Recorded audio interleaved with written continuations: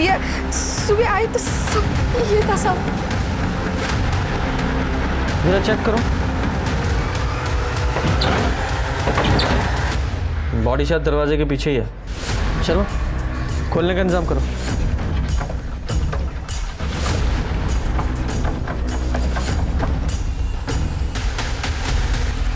राम, ये तो चित्रा दीदी है साहब। चित्रा दीदी को कोई क्यों मारेगा? सर लगता है मरने से पहले भागने की कोशिश की थी।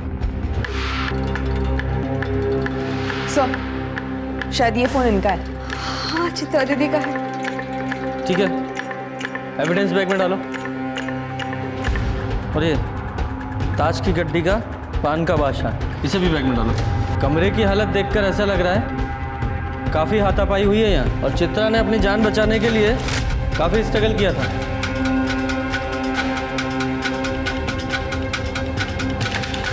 सर पेट पे कई वार है, शायद चाकू का इस्तेमाल हुआ है। ठीक है, बॉडी को पोस्टमार्टम के लिए भेजो। सर शर्मा, जितना ये ब्लड लॉस हुआ है उसे देखकर ऐसा लग रहा है घाव काफ़ी गहरा है, और हो सकता है कातिल ने घर के ही किसी बड़े चाकू का इस्तेमाल किया हो। पर सब घर में तो बड़ा चाकू है ही नहीं।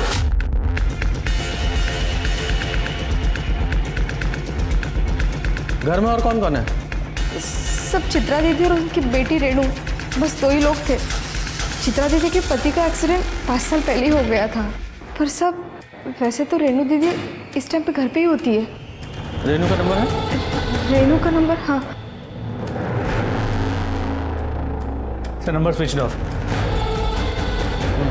इस घर में रेणु का कमरा है? हाँ साहब, उधर।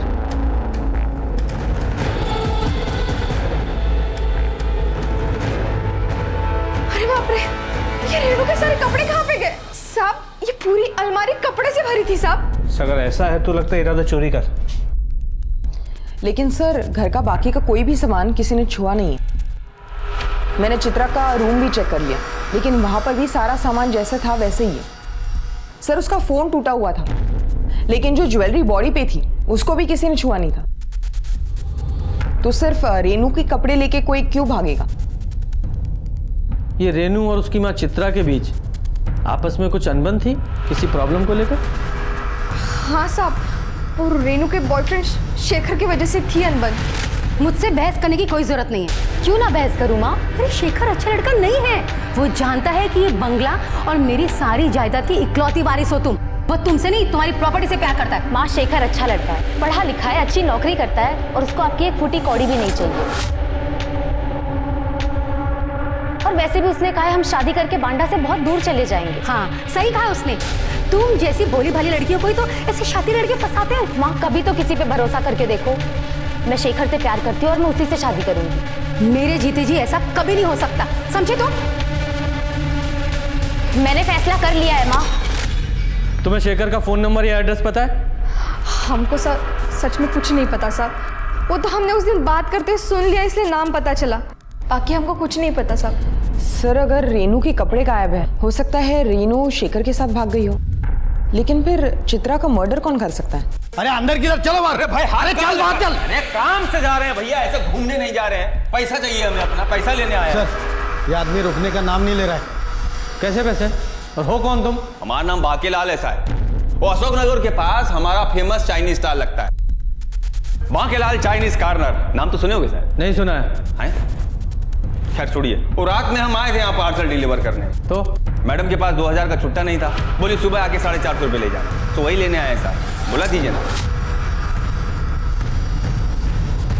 नहीं बुला सकते। काहे? इनमें से कौन सी मैडम थी?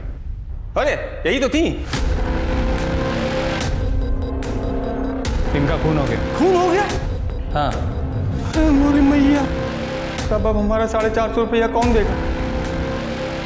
हमें हमारा काम करने दो, जाओ यहाँ से। अरे तो आप ही दे दीजिए ना साहब। गुप्ता बाहर निकालो से। अरे साहब सुबह किसी का मेहनत का पैसा का मना नहीं करते। हमारा पूरा दिन खराब हो जाएगा। शर्मा, शेखर की पूरी कुंडली निकालो। रेणु का फोन ट्राई करते रहो। जी सर। सर रेणु का फोन स्विच ऑफ आ रहा है।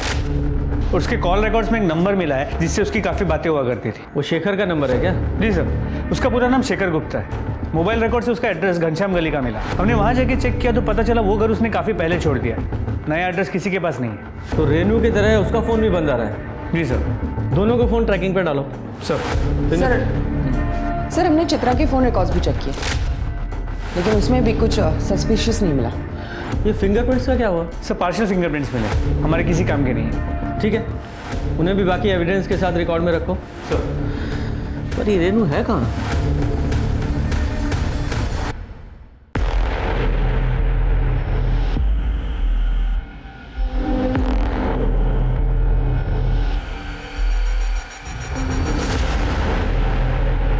शेखर, ये सब करना जरूरी है क्या? हमारे पास और कोई चारा नहीं है।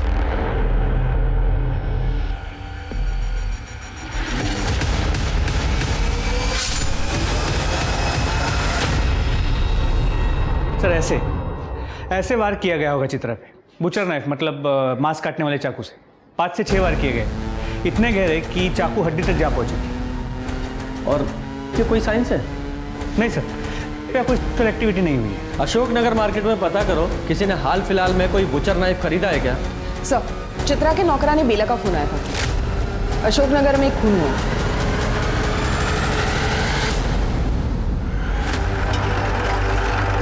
साहब आइए ना साहब। हटिए हटिए।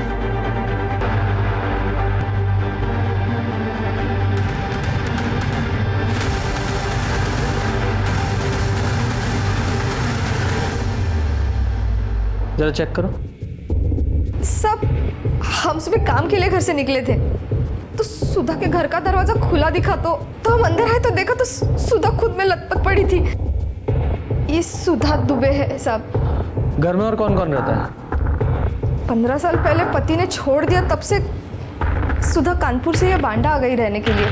वो अपने 2 बेटियों के साथ रहती है और टिफिन का काम करती है साहब। इतना सब कैसे जानती हैं आप? साहब हम बाजू में रहते, इसलिए सुधा के बारे में सब पता है।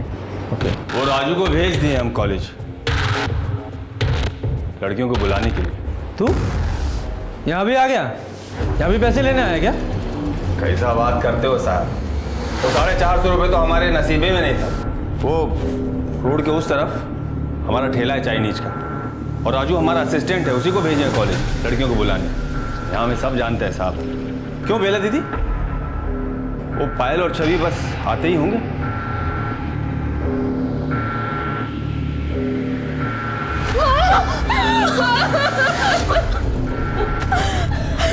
संभालो अपने आप को। बेटा, आपकी माँ की किसी से कोई दुश्मनी थी? मतलब कोई ऐसा किसी पे शक हो आपको जो इन्हें मार सकता हो? नहीं सर, माँ तो हमेशा अपने टिफिन के बिजनेस में बिजी रहती थी, और जब कभी हमें समय मिलता था हम भी उनकी मदद कर देते थे। और ये ताश का पता? सर हम लोग ताश खेलते हैं और पायल तो लोकल रमी चैंपियन है, तो शायद ये उसी ताश की गड्डी का हो। किसी से पैसों को लेकर अनबन थी क्या? हाँ सर, माँ ने एक साहूकार से 50,000 रुपये उधार लिए थे, लेकिन माँ तो कह रही थी उधार के पैसे इकट्ठे हो गए हैं। तू जाके चेक कर।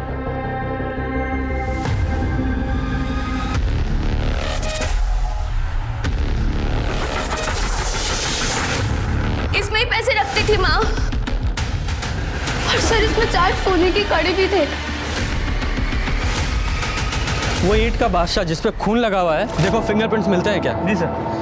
वैसे मौका वारदात को देख के लगता है कि कातिल घर में चोरी के इरादे से आया हो और फिर सुधा ने उसे देख लिया हो, तो खुद को बचाने के लिए उसने सुधा को मार दिया, या फिर ये भी हो सकता है सुधा ने उसे पहचान लिया तो खुद की आइडेंटिटी छुपाने के लिए उसको मार दिया। ये सुधा और चित्रा दोनों के घाव देखकर और मारने का तरीका सेम है। सर लेकिन ये इत्तेफाक भी तो हो सकता है। हो सकता है, लेकिन अरे हमको मदद करेंगे साहब? अरे दो ना भाई, लीजिए साहब चाय लीजिए, हमारे ठेले का चाय है। सोचा हम भी थोड़ा पुलिस की मदद कर दें, क्यों राजू? अरे लीजिए ना। नहीं चाहिए। अरे अरे साहब, कोई मदद चाहिए हो तो बताइए हमें। यहाँ सब लोग मदद मांगने हमारे ही पास आते हैं, बहुत इज्जत करते हैं हमारी यहाँ। वो क्या कहते हैं? भाई, यहाँ के भाई हैं हम। हाँ भाई हैं ये। भाई है तो यहाँ का ज्यादा भाईगिरी दिखाएगा ना, सीधा हवालात में डालूंगा। हमारे काम के बीच में ये अपनी नाक घुसेड़ना बंद कर, समझा? अरे साहब, अरे आप तो बुरा मान गए साहब। साहब बहुत गुस्से वाले हैं, हम तो खाली मदद कर रहे थे साहब। वैसे पायल और छवि ने बताया होगा आपको कि निर्मला चौधरी से सुधा का 36 का आंकड़ा था। चलो चल। कौन है निर्मला? उसने भी एक टिफिन सर्विस का काम शुरू किया था ना, तो सुधा से कम रेट में खाना दे रही थी। तो सुधा और वो निर्मला का दोनों का आपस में बहुत झगड़ा हो गया था साहब। मेरे कस्टमर छीनना बंद कर। अरे मैं क्यों छीनूंगी तेरे कस्टमर? उन्हें हमारे यहाँ का खाना पसंद है, और जब उन्हें अच्छा खाना सस्ते दामों पर मिल रहा है तो वो तेरा घटिया खाना क्यों खाएंगे? मेरे खाने को घटिया बोली तू? मैं नहीं, तेरे कस्टमर बोल रहे हैं। ये धंधा मैंने पहले शुरू किया था। ए, आजाद देश में रहते हैं हम, तू मुझे धंधा करने से नहीं रोक सकती। चलो निकल। लेकिन कुछ समय बाद कस्टमर वापस सुधा के पास आ गए, जिसकी वजह से निर्मला बहुत भड़की हुई थी। कस्टमर्स को तो वापस आना ही था। अरे कब तक तेरा घटिया खाना खाते? कुछ भी बोल रही है ये। गलत लोगों से पंगा लिया तूने। तू जानती नहीं मैं जेल में रह के आया हूँ। दोबारा वही भेज दूंगी जहाँ से तू आया। समझे? देखना मैं तेरा क्या करता हूँ मैं तेरा, समझी ना? अरे मार डालूंगी तुझे, समझे? निकल यहाँ से। इस एरिया में एक ही टिफिन सर्विस रहेगी, समझे तू? और वो भी हमारी। तो ये मुकेश चौधरी जेल जा चुका है? हाँ साहब, वो शाहिदपुर गांव में कोई कांड किया था, जिसके चक्कर में वो जेल गया था। उसका एड्रेस बोलो। हाँ, वो यहीं रहता है, मकान नंबर 10। 10 नंबर तो यही है। भाई साहब, ये मुकेश और निर्मला का घर यही है? हाँ यही है। पता है कहाँ गए? सर सुबह 8:30 बजे कहीं बाहर जा रहे थे। अच्छा, उसका नंबर है? हाँ है ना सर। शर्मा ले लो। सर मुकेश के नंबर को ट्रैकिंग पे डाल दिया है और शाहिदपुर पुलिस स्टेशन को मुकेश के केस की डिटेल्स हमें भेजने के लिए कह दिया। पर सर लोकल मार्केट से पता चला है हाल फिलहाल में कोई बुचर नाइफ बिकी नहीं है। तो हो सकता है कातिल ने बुचर नाइफ कहीं और से खरीदा हो, या ये भी हो सकता है उसके पास पहले से हो। ये रेनू और शेखर का क्या हुआ? सर दोनों के फोन अभी भी स्विच्ड ऑफ, पूरे प्रदेश में अलर्ट जारी कर दिया। सर आपको क्या लगता है ये चित्रा और सुधा के कत्ल में कोई कनेक्शन है क्या? क्योंकि कोई कॉमन लिंक नजर तो नहीं आ रहा। एक लिंक है ना, बेला गौड़, जो दोनों क्राइम सीन पर मौजूद थी। वो चित्रा और सुधा दोनों को जानती है। चित्रा के घर में चोरी नहीं हुई, लेकिन सुधा के घर में चोरी हुई है। अगर ये मान भी लें कि इस बेला गौड़ ने दोनों को मारा है, तो मोटिव क्या हो सकता है? सर, बेला का मकान मालिक संजय चतुर्वेदी आपसे बात करना चाहता है। बुलाओ। सर बस्ती में हम आपसे ये बात कर नहीं पाए, लेकिन सुधा और बेला के बीच में कुछ भी ठीक नहीं था जब से वो कूड़े वाला हादसा हुआ था। कूड़े वाला हादसा मतलब? सर वो सुधा नॉनवेज पकाती है और उसका बचा हुआ जो भी गंदगी है ना, वो पंजे और हड्डी वगैरह, वो सब बाहर कूड़ेदान में डाल देती थी। और बेला को उसकी बदबू से बहुत दिक्कत होती है क्योंकि वो शाकाहारी है सर। बेला ने सुधा को कई बार बोला वो कूड़ा वहाँ से हटाने के लिए, और एक दिन कुत्तों ने वो कूड़ेदान पलट दिया और वो सारी गंदगी बेला के घर के सामने बिखर गई। तुमने तो हमारा धर्म ही भ्रष्ट कर दिया रे। ज्यादा ड्रामा करने की जरूरत नहीं है तुझे। मैंने तो सुना है तेरा बेटा आशीष चिकन तंदूरी खाता है रफीक के ठेले पे।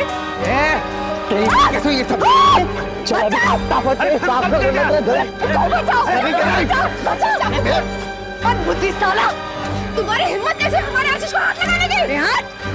अभी तो सिर्फ थप्पड़ मारा इसे, अगली बार ऐसा कुछ किया ना तो कंप्लेन कर दूंगी। देखना फिर आएंगे मेंटल हॉस्पिटल वाले इसे लेने। हाँ छोड़ूंगा नहीं तेरे को, चौड़ा धोख के रहूंगा। सर आशीष बेला का इकलौता बेटा है और बहुत सर पर चढ़ा रखा है उसको। नौकरानी का काम करती है, पर इतने पैसे पता नहीं कहाँ से लाती है कि उसकी हर फरमाइश पूरी करती है। किराया देने के लिए पैसे नहीं है सर उसके पास। और आज सुबह जब मैं किराया लेने गया तो बहुत हो गया तुम्हारा नाटक। आशीष को 15,000 रुपये का फोन दिलाया है और हमारा किराया देते वक्त आनाकानी करते हो। अगले महीने पैसे दे दूंगी, इस महीने पैसे खत्म हो गए।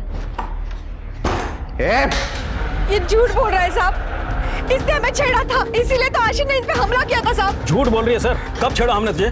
साहब महीने के किराए के लिए हमने इनके पास कुछ दिनों की मोहलत मांगी थी, तो ये हमें 1 महीने की मोहलत दे दो ना, हम अगले महीने आपको पक्का किराया दे देंगे। पैसे नहीं है तो किसी दूसरी तरह से दे दो ना। क्या मतलब? छोड़ो। निकल। सर झूठ बोल रही है ये। भगवान से भी तो डर नहीं लगता ना। ऐसे कैसे बात करते हैं? कैसे? चुप। शांत हो जाइए। आशीष कहाँ है? आशीष नहीं है सब, वो बाहर गए। शर्मा जरा फ़ोन लगाओ उसे, नंबर दीजिए। सर आशीष घर पे नहीं है और ना ही कोई चाकू मिला। सर उसका फ़ोन रिंग हो रहा है मगर वो उठा नहीं रहा। जिस दिन सुधा का मर्डर हुआ उस सुबह आशीष कहाँ था? वो तो सो रहा था साहब। पर आप ऐसे क्यों पूछ रहे हैं साहब? साहब हमारे आशीष ने किसी का खून नहीं किया साहब, वो कभी किसी का खून नहीं करेगा साहब। तो फिर वो गायब क्यों है? जैसे ही आशीष आए पुलिस स्टेशन भेजना उसे, वरना बहुत मुसीबत बढ़ जाएगी उसकी, समझ गए?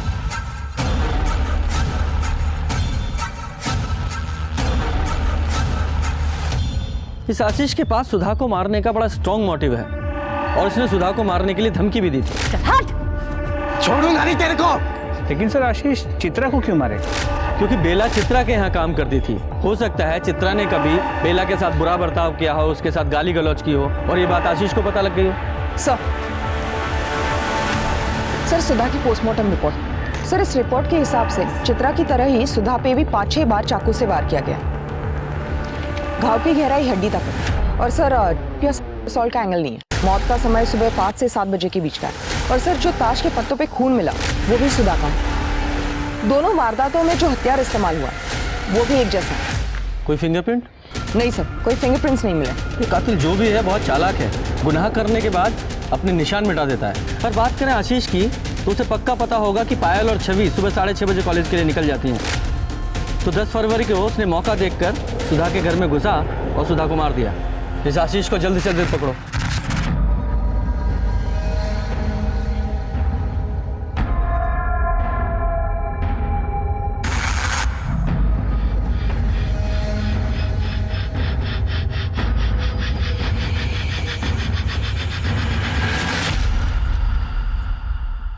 ये ले,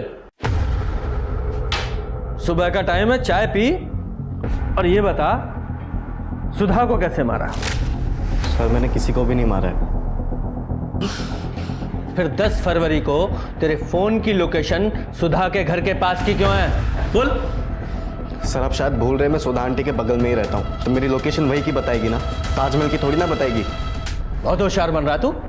गुप्ता, इसे ले जाके बोरे में भरो और इतना कूटो जिसे ताजमहल नजर आना चाहिए। चल जा। सर मैं बताता हूँ, मैं बताता हूँ। बोल। सर मैं कॉलेज में 2 बार फेल हो गया था, इसलिए मुझे पढ़ाई छोड़नी पड़ी। मेरी माँ एक सेठ के पास काम करती थी और सेठ ने मुझे सेल्समैन की नौकरी भी दी, लेकिन उसकी एक शर्त थी कि पहले मैं अपने एग्ज़ाम्स क्लियर कर लूँ। और छवि भी वही कॉलेज में पढ़ती है, तो मैंने सोचा कि मैं उससे नोट्स ले लूँगा और वो ठीक सुबह 6:30 बजे अपने घर से निकलती है कॉलेज के लिए, तो इसीलिए मैं उसके घर चला गया था। अच्छी कहानी है, बहुत सुंदर। आगे बता। जब मैं उसके घर पर गया तभी छवि, पायल। एक कहानी तुझे मैं भी सुनाता हूँ। तुझे अच्छी तरह से पता है ना कि पायल और छवि सुबह 6:30 बजे कॉलेज के लिए निकल जाती हैं। तो 10 तारीख को जब तूने देखा कि दोनों स्कूल के लिए निकल गई हैं, तो तूने उनके घर का दरवाज़ा खटखटाया और जैसे ही सुधा ने दरवाज़ा खोला तूने उन पर हमला कर दिया। तूने अंदर घर में घुसा और सुधा को मार डाला और तूने उनके गहने और पैसे चुराए और भाग गया। नहीं सर, ऐसा कुछ भी नहीं हुआ सर। उस दिन हम अकेले नहीं थे, वहाँ पर और कोई भी था। अच्छा, कोई और भी था? कौन था? हम सच कह रहे हैं, हमने उसका चेहरा नहीं देखा, लेकिन वो जो कोई भी था उसी ने सुधा आंटी को मारा होगा और सारे गहने और पैसे लेकर भाग गया। अच्छा शर्मा, अगर थोड़ी देर और ये यहाँ रहा तो कहानी में एक और ट्विस्ट डाल देगा, थोड़ा मसाला ऐड करेगा। हैं? कितना झूठ बोलेगा तू? इसे तब तक कस्टडी में रखो जब तक इसके चाकू की फॉरेंसिक रिपोर्ट नहीं आ जाती। सर हम सच कह रहे सर, हमने कुछ भी नहीं किया सर। क्यों झूठ बोलेंगे हम सर? सर सच कह रहे। सर अशोकनगर से किसी ने कॉल किया था, एक बंद घर से बदबू आने की शिकायत की है। चलो।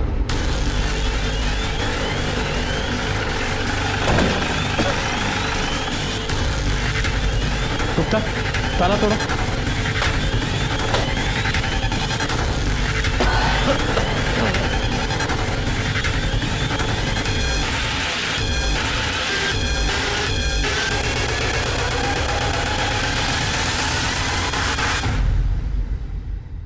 आप में से कोई नहीं जानता है जी, मैं इसकी पड़ोसन। आपका नाम? वंदना साहू। इनका नाम क्या? कल्पना। आखिरी बार कब देखा था इन्हें? ये करीबन 7-8 दिन पहले। 7-8 दिन पहले? 7-8 दिन से घर में कोई आ जा नहीं रहा है, कुछ अजीब नहीं लग रहा आप लोगों को? पिछले बार जब हम मिले तो कल्पना बता रही थी उसे बद्रीनाथ की यात्रा पर जाना है, तो हमें लगा कि वो बद्रीनाथ की यात्रा पर चली गई होगी। अच्छा, इनकी फैमिली में और कौन कौन है? एक बेटी है, चांदनी। वो कहाँ है? वो भी 3 साल पहले कोई दूसरी जाति के लड़के के साथ भागकर शादी कर ली। कोई जॉय विश्वास नाम है। भाग के शादी की? और इस शादी से कल्पना खुश नहीं थी, इसलिए अपनी बेटी से सारे रिश्ते नाते तोड़ ली थी। सर देख के लगता है इसको भी सुधा और चित्रा की तरह मारा गया। और सर लाश की हालत देख के लगता है 7-8 दिन पहले इसकी मौत हुई है। हाँ। 7-8 दिन पहले? 7-8 दिन पहले तो चांदनी आई थी कल्पना से मिलने। वंदना, हम सोच रहे हैं कि 1-2 दिन बाद में बद्रीनाथ की यात्रा पर जाकर आए। क्या बात है, तो कब वापस आओगी?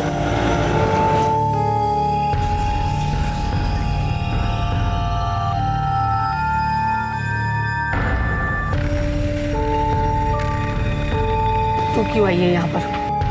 माँ, आप अब तक नाराज हो? 3 साल हो चुके उस बात को लेकर। अब तो अपना गुस्सा छोड़ दो ना, मिट्टी डाल दो उन पुरानी बातों पर। मैं कलकत्ता से सिर्फ और सिर्फ आपके लिए आई हूँ। मेरी बेटी 3 साल पहले मर चुकी है। नहीं माँ, उसने भागकर अपनी मर्जी से किसी दूसरी जाति के लड़के के साथ में शादी कर ली थी। हम तो उसका क्रियाक्रम भी कर चुके हैं। नहीं माँ, माँ आप कैसी बातें करिए? माँ, माँ, माँ एक बार हमारी बात सुन लीजिए। माँ, माँ, प्लीज दरवाजा खोलिए माँ, प्लीज। माँ एक बार हमारी बात सुन लीजिए माँ। अपने आप माँ का मन पिघल जाएगा, उसे थोड़ा समय दो। माँ, हम आपसे बहुत प्यार करते हैं माँ। अगले दिन हमने देखा कि दरवाजे पे ताला लगा हुआ था और दरवाजे पे कोई गिफ्ट नहीं थे, तो हमें लगा कि कल्पना बद्रीनाथ की यात्रा के लिए निकल चुकी होगी। ठीक है, फिलहाल आप सब लोग जाइए, जरूरत पड़ी तो वापस बुलाएंगे। जी सर, हमने तो पूरा घर चेक किया, कहीं पर भी गिफ्ट्स नहीं मिले। हो सकता है कल्पना ने गुस्से में आकर बाहर फेंक दिया हो। चांदनी को कोलकाता इन्फॉर्म करो और उसे यहाँ बांदा आने के लिए बोलो। सर, हुकुम का बादशाह। ये चित्रा के घर पे भी हमें पान का बादशाह मिला था, किंग ऑफ हार्ट्स। सुधा के घर पे हमें ईंट का बादशाह मिला था, और यहाँ कल्पना के घर पे ये हुकुम का बादशाह, किंग ऑफ स्पेड्स। सर, पायल और छवि सर, कहिए पत्ते उनके ताज के गड्डी के तो नहीं? अब ये तो वो दोनों ही बता पाएंगे। चलो चल के पूछते हैं। अखिलेश, तुम होश में हो? हमने तुमसे कहा ना, हमें तुमसे शादी नहीं करनी है। पर क्यों नहीं? मैं पढ़ा लिखा हूँ, अच्छा कमा लेता हूँ, हाइट बॉडी सब अच्छी है, और क्या चाहिए तुझे? भाई प्लीज समझा। तुझे तू बीच में क्यों कूद रहा है? क्या लड़ाई कर रहे हो तुम? क्या झगड़ा हो रहा है? क्या झगड़ा कर रहा हो? क्यों? सर मैं पायल से प्यार करता हूँ। मैं नहीं करती सर। सुन लिया? चल अब निकल यहाँ से, और आगे से इस घर के आसपास भी दिखाई दिया तो सीधे हवालात में डालूंगा। सर पर चल निकाल। और तू? दोस्त है सर। फिलहाल निकलो यहाँ से, बाद में आ रहे। चलो। पायल, तुम्हारी ताश की गड्डी में से कुछ कार्ड्स गायब हैं क्या? सर, ये तो पूरे हैं। क्या कभी आशीष ने तुमसे कॉलेज के नोट्स मांगे थे? नहीं सर, कभी नहीं। और अगर वो नोट्स मांगता भी तभी मैं उसे नहीं देती। और दीदी, ये भाई ने खाना भेजा है। पैसे कितने हुए? भाई की तरफ से है, भाई ने कहा है पैसे नहीं लेना है।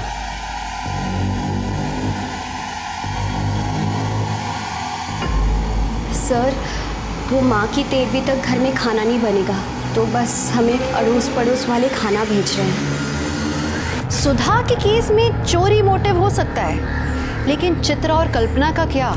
चित्रा की बेटी रेनू और शेखर भी अभी तक मिसिंग थे। आशीष को पुलिस ने अपनी कस्टडी में रखा हुआ था, तभी उन्हें 2 सस्पेक्ट्स मिल गए, निर्मला और मुकेश, जो बांदा के बाहर एक लॉज में छुपे हुए थे। बोल, 10 तारीख को तेरे फोन की लोकेशन सुधा के घर के पास की है, तो बता इसकी क्या कहानी है, बोल। बताता हूँ सर। मैं तुम्हारी है। उस दिन मैं सुबह सुबह दूध लेने के लिए जा रहा था तो मैंने देखा सुधा के घर का दरवाजा खुला हुआ है। मैंने सोचा इससे अच्छा मौका और नहीं मिलेगा उसका खाना खराब करने का, और सुधा ने सर हमारा पूरा धंधा चौपट कर दिया था, इसलिए उसका खाना बिगाड़ने के इरादे से उसके घर में घुसा था सर।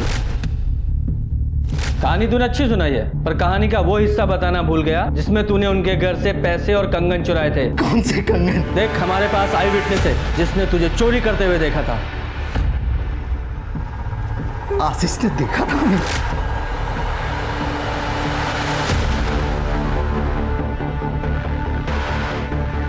बोल, चोरी का सामान कहाँ है?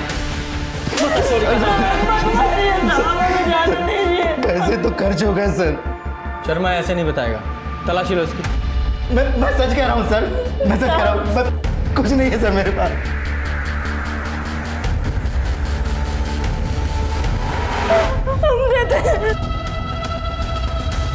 हमें जाने दो साहब। ये है ना कंगन, अब बता वो छुरा कहाँ है जिससे सुधा को मारा था? कहाँ है वो छुरा? सर हम चोरी की है, हमने खून नहीं किया हमने किसी के साथ। फिलहाल इन्हें अंदर ही रखो और उनके खिलाफ चोरी की चार्जशीट बनाओ, मर्डर की बाद में देखेंगे।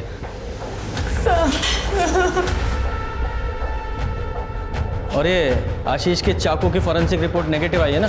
जी सर। फिलहाल उसे छोड़ दो। सर चांदनी विश्वास कल यहाँ पहुँच रहे हैं और सर शेखर और रेनू का फ़ोन ऑन हो गया। मैंने उनसे बात की, वो भी आ रहे हैं।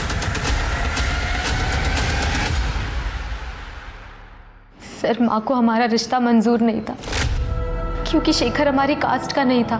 मैंने उन्हें समझाने की बहुत कोशिश की थी लेकिन वो मानी नहीं और मेरे लिए लड़का ढूंढने लगी। इसलिए मैंने और शेखर ने भागने की सोची, लेकिन मैंने सपने में भी नहीं सोचा था कि उसी दिन माँ के साथ। सर हम लोग उस दिन इंदौर भाग गए थे, वहाँ पे मेरे कुछ रिलेटिव्स थे जिन्होंने हमारी मदद की। घर से कितने बजे निकली थी? सर करीब सुबह के 5 बजे के आसपास। अच्छा, ये भी तो हो सकता है कि घर से जाते वक्त जब तुमने अपनी माँ के पैर छुए तो उनकी आंख खुल गई, तुम्हारी और तुम्हारी माँ की लड़ाई हुई और वो लड़ाई झगड़ा सुनकर तुम अंदर आए और तुम दोनों ने मिलकर चित्रा जी को मार दिया। और फिर ये मुझे इंदौर वाली और शादी की कहानी सुना रहे हो तुम लोग। सर क्या बोल रहे हैं आप? हमारी माँ थी वो, हम उन्हें कैसे मार सकते हैं? हाँ सर, हम क्यों मारेंगे उन्हें? तो फिर ये चाकू, इसकी क्या स्टोरी सुनाओगे? तुम्हारे पास से मिला ना, ये तुम्हारे बैग में था ना? सर ये चाकू हमने इंदौर में खरीदा था क्योंकि रेनू के बैग का लॉक जाम हो गया था और हमारा सारा सामान उसी बैग में था सर। हमारे पास कोई और चारा नहीं था इस चाकू से बैग को काटने के लिए। पुलिस को बेवकूफ़ समझते तुम? बैग काटने के लिए इतना बड़ा चाकू कौन खरीदता है? सर हम लोग बहुत डरे हुए थे, हमें कुछ समझ में नहीं आ रहा था हम क्या करें। उस समय सर जो हमें सही लगा हमने वो किया। और सर ये दुकान का बिल सर, ये उसी दुकान का बिल है जहाँ से हमने सारा सामान और ये चाकू खरीदा था। फिलहाल तो जा सकते हो, लेकिन तुम्हारा सारा सामान यही हमारे पास रहेगा एज एविडेंस। शहर छोड़कर कहीं मत जाइएगा, जब तक ये केस सॉल्व नहीं हो जाता तब तक तो बिल्कुल भी नहीं। जाइए अभी। जी सर। सर एक बात थी, जब हम बांदा से निकल रहे थे तो मुझे एक कॉल आया था। हेलो, उस आदमी ने कहा था कि उसने मेरी सारी मुसीबतें दूर कर दी है और अब मैं आराम से अपनी शादीशुदा ज़िंदगी एंजॉय कर सकती हूँ। किसका कॉल था? कौन से नंबर से? सर ये नंबर से। शर्मा जरा इस नंबर पे कॉल लगाओ, देखो कौन है।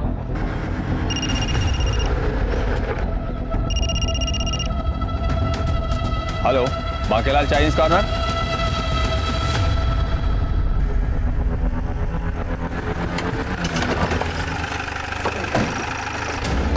अरे आइए आइए साहब आइए। अरे हक्का नूडल खाइए साहब, हमारी दुकान का बहुत फेमस है। ए राजू, सबके लिए हक्का नूडल लगाओ। कोई हक्का नूडल नहीं चाहिए तेरा। क्या हुआ साहब? चेक करो जरा। क्या चेक कर रहे हैं साहब? रेनू चौबे को फोन करके क्या बोला तूने कि उसकी सारी मुसीबत दूर कर दी है तूने? अरे साहब हम भाई हैं ना, बोले थे ना आपको। तो इमेज बनाने के लिए इतना करना पड़ता है। भाई है तू, मतलब चित्रा को तूने मारा है ना? आप लोग क्या बात कर रहे हैं साहब? वो तो बताए ना आपको, इंप्रेशन जमाने के लिए ऐसे फोन करते थे, कब से ट्राई कर रहे थे साहब, तो सोचा थोड़ा बात हो जाएगा तो 450 रुपया भी बिल का मान लेंगे। ऐसे बातें बना बना के नाम नहीं कमाया जाता। क्या ये भाईगिरी का जो नाटक करता है ना तू, उसे छोड़ और वो पायल और छवि को जो तूने पार्सल भिजवाए थे खाने के, उसी तरह के पार्सल बना और गरीबों में बांट, जब दाम ज़्यादा हो जाएगा तेरा। क्या बात कर रहे हैं साहब? उसका पैसा तो गोपाल ने दे दिया था, वो बॉयफ्रेंड है ना उसका, हमें बताने के लिए मना किया तो नहीं बताया। लेकिन पायल ने हमें बताया था कि वो उसका दोस्त है। क्या बात कर रही है मैडम? अब सबको कैसे बताएगी कि उसका बॉयफ्रेंड सैंडविच वाले के यहाँ हेल्पर है? छोटा लोग को अच्छा नहीं समझते ना लोग, दुनिया बहुत खराब है। सर, हम कॉलेज के बाहर सैंडविच के स्टॉल पर अक्सर खाने जाते थे, तब हमें गोपाल से प्यार हो गया। हमने सोचा हम ये बात किसी को नहीं बताएंगे। लेकिन फिर भी तुम्हारी माँ को तुम्हारे प्यार के बारे में पता चल गया? हाँ सर, एक दिन जब हम दोनों साथ में थे तब। मेरी बेटी से दूर है, समझा? मामा, मैं इसे प्यार करती हूँ। चुप! तुझे और कोई नहीं मिला क्या? मैं टिफिन बनाती हूँ, तू क्या सैंडविच बनाएगी दिसंबर? इसीलिए कॉलेज भेजा था तुझे? तू मेरी बेटी से दूर रह, समझा? वरना काट के फेंक दूंगी तुझे। अच्छा, तो इसलिए तुमने अपनी माँ को मारने का सोचा, और इसलिए 10 फरवरी की सुबह 6:30 बजे जब तुम कॉलेज जाने के लिए निकली तो अपने घर का दरवाजा खुला छोड़ दिया ताकि ये गोपाल तुम्हारे घर में आ सके। ये घर में आया और सुधा जी को मार डाला। सैंडविच की दुकान में काम करता है ना तू? चाकू पाना तेरे लिए कौन सी बड़ी बात है? सर आप क्या बोल रहे हैं सर? हमने कुछ नहीं किया सर, हम सच बोल रहे हैं सर। तो फिर 10 फरवरी की सुबह 6:30 बजे तेरे फोन की लोकेशन पायल के घर पे क्यों है? सर वो हम कभी कभी पायल को कॉलेज तक छोड़ने जाते हैं सर। सुबह सुबह सड़कों पर कोई नहीं होता ना, तो हमें मौका मिल जाता है साथ रहने का, बस सर, और कुछ नहीं। तो इस बात का क्या प्रूफ है कि 10 तारीख की सुबह तुम दोनों साथ में थे? सर, हमारा यकीन कीजिए, उस दिन हमें छवि ने भी देखा था सर। गुप्ता सर, जब तक ये बात कंफर्म नहीं हो जाती इस गोपाल को कस्टडी में रखो। सर आप क्या बोल रहे हैं सर? सच रहे हैं, हमने कुछ नहीं किया, यकीन कीजिए हमारा। सर, हमारा यकीन कीजिए सर, हम सच बोल रहे हैं सर। चांदनी विश्वास आई है। उस दिन माँ ने तो हमारा दिल ही तोड़ दिया। उन्होंने हमसे कहा कि उन्होंने हमारा क्रियाक्रम कर दिया है। हमें तो बहुत बड़ा धक्का लग गया, लेकिन सर हमने हार नहीं मानी। हम काफी देर तक दरवाजा पीटते रहे, खटखटाते रहे, लेकिन हमारी माँ ने दरवाजा नहीं खोला। फिर हमने जो तोहफे अपनी माँ के लिए लेकर आए थे वो हमने वही दरवाजे के बाहर छोड़ दिए। वो गिफ्ट्स क्या थे? सर उसमें एक छोटा प्रेशर कुकर था, इसके अलावा एक ग्लास का सेट था और बस घर का कुछ सामान था, चम्मच वगैरह, बस इतना ही था।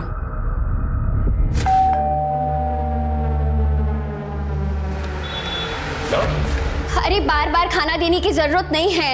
अरे रख लीजिए, पहले ही आपके लिए बहुत कुछ कर चुके हैं। ये खाना का चीज मतलब हम समझे नहीं।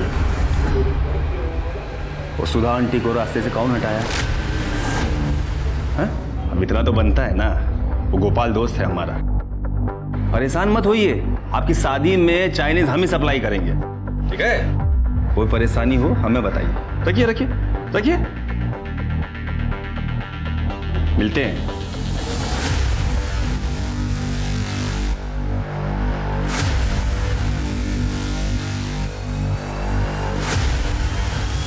Hello, police station. बोल, कहाँ है वो चाकू? कौन चाकू साहब? कौन सी बात कर रहे हैं आप?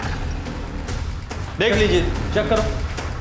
गलती हो गया साहब हमसे, जो हम पायल और चित्रा के घर उनका हालचाल जानने चले गए, हमदर्दी दिखाने चले गए। ठीक है, यही चाहते हैं ना, आज के बाद हमदर्दी ना दिखाए, नहीं दिखाएंगे साहब। सर इधर तो कुछ नहीं है। वो ड्रॉर चेक करो।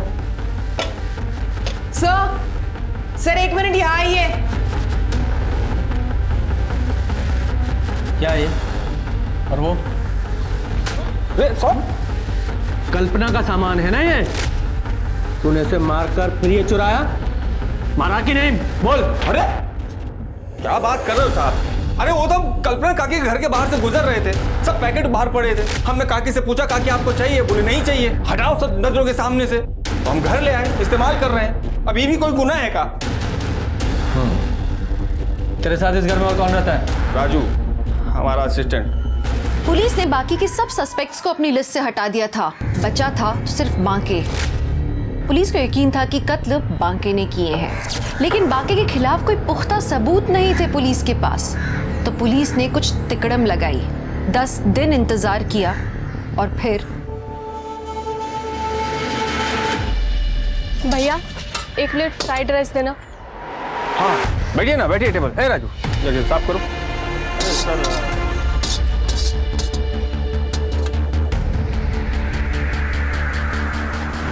राजू जरा संभालो इसको।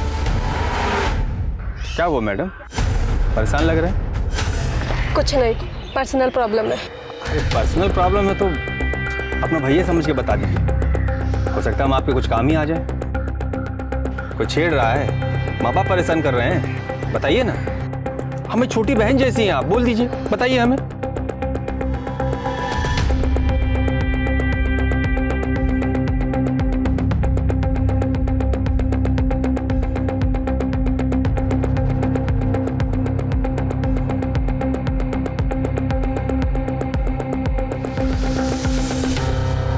सर काम हो गया।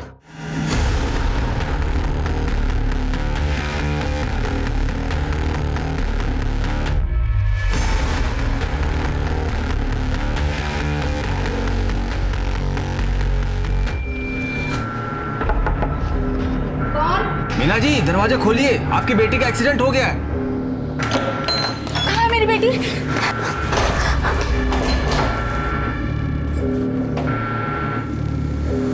कौन हो तुम? मेरी बेटी कहाँ है? अरे तुम्हारी बेटी का ही मदद कर रहे हैं। तुम सुमन को शादी काहे नहीं करने दे रही हो उसके प्यार से? हैं? काहे अपनी बेटी की जिंदगी का कांटा बन गई हो? तुम लोगों को जीने का कोई हक नहीं है और सुमन की जिंदगी का कांटा तो हम निकाल देंगे।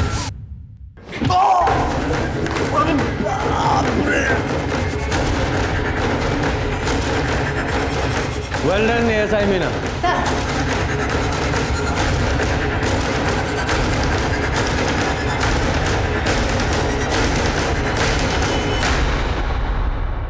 हमारा नाम सीमा शुक्ला है, हमारा बॉयफ्रेंड है दिनेश, वो कानपुर में रहता है। हम दोनों एक दूसरे से बहुत प्यार करते हैं, शादी भी करना चाहते हैं, पर मेरी माँ इस रिश्ते के खिलाफ है। अरे घबराइए मत, रोइए मत, हम आपकी मदद करेंगे।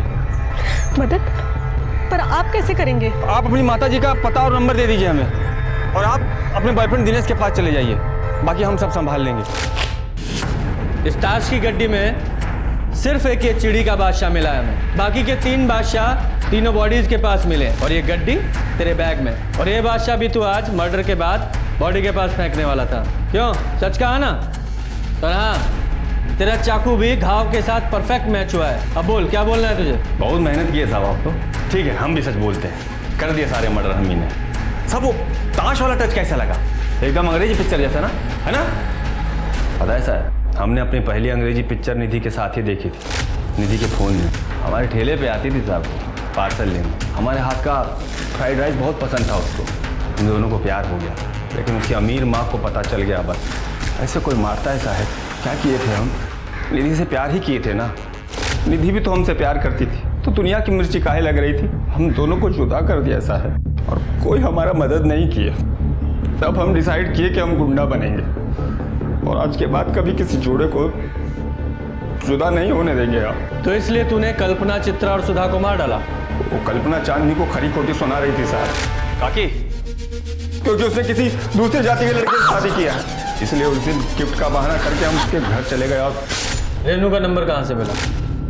क्या साहब, अरे खाने का पार्सल के लिए दोनों अपने ही नंबर से फ़ोन करती थी, तो दोनों का नंबर हमारे पास था। जब हम पार्सल डिलीवर करने गए तो चित्रा और रेनू को लड़ते हुए सुना। चित्रा भी रेनू के रिश्ते के खिलाफ थी, और एक दिन बाद हमें पता चला कि सुधा भी पायल के रिश्ते के खिलाफ थी। वो गोपाल दोस्त है हमारे साथ, वो बताया हमें कि कैसे सुधा ने उसे जान से मारने का धमकी दिया है। बस फिर हमने। हाँ, तो इसलिए तू हमारे सामने सबकी मदद करने का नाटक करता था, ताकि हमें तुझ पर शक ना हो। लेकिन देखा, कानून के हाथ तुझ तक पहुंच ही गए। अच्छा किए साहब आप हमें अरेस्ट कर लिए। अब हम जमानत पे बाहर आ जाएंगे, नेता बन जाएंगे, नेता चुनाव लड़ेंगे, जीतेंगे और फिर किसी जोड़े को जिंदगी में जुदा नहीं होने देंगे साहब। पुलिस भी हमारा कुछ नहीं कर पाएगी। गलत फहमी है तुझे, फांसी होगी तुझे, फांसी, और तू कभी बाहर नहीं आ पाएगा।